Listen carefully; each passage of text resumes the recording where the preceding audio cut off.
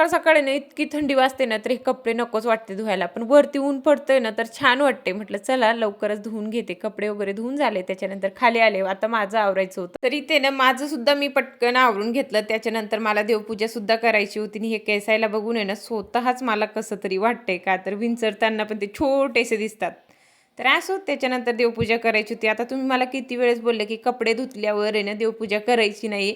पण झालं कसं, पहिले कपडे टाकायला मी का गेले, मला खूप जाम थंडी वाजत होती आणि केससुद्धा माझे खूप जाम ओले होते, म्हणून मी ते काम पहिले करून घेतलं. नंतर आठवलं, की तुम्ही मला सांगितलं होतं, तरी पण माझ्या लक्षात राहिलं नाही. परत तशी चूक करणार नाही हे लक्षात ठेवूनच करेल. आणि मला पण आठवलं बरं का, तुम्ही पण मला बरोबरच बोलल्या होत्या, तसं मी करायला पाहिजे होतं. पण नंतर मला आठवलं, सॉरी, आता नेक्स्ट टाईम मी परत तसं लक्षात ठेवून आणि तसं कधीच करणार नाही. तर इथे देवपूजा झाली. त्याच्यानंतर आहे ना आता मला स्वयंपाक करायचा होता. आता स्वयंपाकमध्ये काय बनवायचं हा मोठा प्रश्न असतो सुट्टीच्या दिवशी. आणि शनिवार बोलले की नॉनव्हेज चालत नाही. आणि आमच्या साहेबाला किंवा राजवीरला पण सुट्टीच्या दिवशी नुसतं नॉनव्हेज लागते.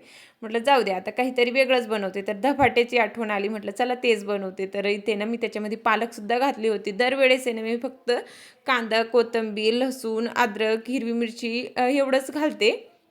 आणि ह्या वेळेस आहे ना मी त्याच्यामध्ये पालकसुद्धा घातली होती. इतके छान झाले होते, खूपच छान. पण आता खूप जाम उशीर झालं होतं आणि मला पटकन आवरायचं होतं, नाही तर मी ओरडाच खाल्ला असतं. तर 2 तवे मी गॅसवर ठेवले आणि पटापट भाजायला घेतले. 2 का मी ठेवले ते पण तुम्हाला सांगते. का तर आहे ना, म्हणजे ते बाहेर गेले होते आणि आता त्याला जेवायचं होतं आणि टायमावर दिलेलंच बरं ना.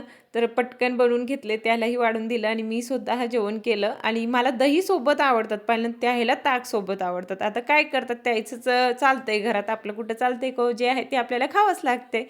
मस्त जेवण झालं. त्याच्यानंतर मेथी मला ही साफ करून ठेवायची होती.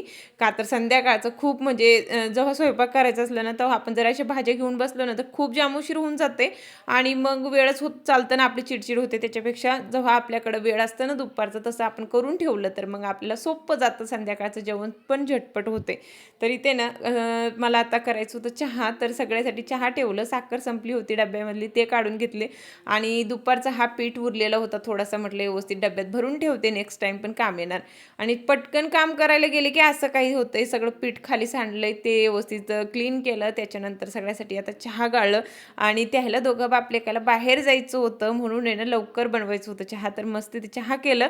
आणि बेडवर असं काहीतरी माझा पसारा पडलेला असतो, का तर दिवसभर घरी राहिल्यावर आपण बेडवरच असतो आणि मग मुलं किती मस्ती करतात आपल्याला तर माहितीच आहे. तर चला इथेच एंड